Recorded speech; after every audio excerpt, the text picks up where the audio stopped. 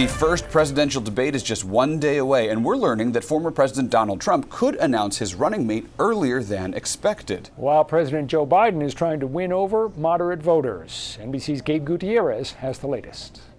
A day before the historic debate between President Biden and former President Trump, there are new signs the Republican ticket could be set faster than expected. We'll make a decision fairly soon, and I think people will be very happy with this decision.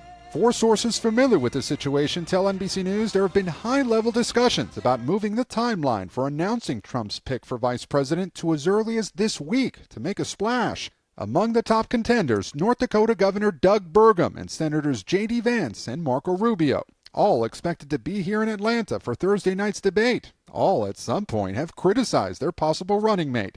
Burgum, last year as a presidential candidate, said he wouldn't do business with Trump.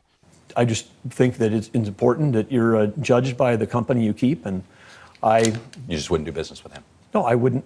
This was Vance back in 2016. I'm a never Trump guy. I never liked him.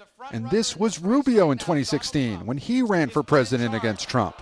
What we are dealing with here, my friends, is a con artist. Ahead of the debate, Trump and his allies are ramping up their attacks on President Biden, accusing him, without evidence, of planning to use performance-enhancing drugs tomorrow. Hey, he'll come out all jacked up, right? All jacked up. The Biden campaign firing back, saying Donald Trump is so scared of being held accountable for his toxic agenda that he and his allies are resorting to desperate, obviously false lies.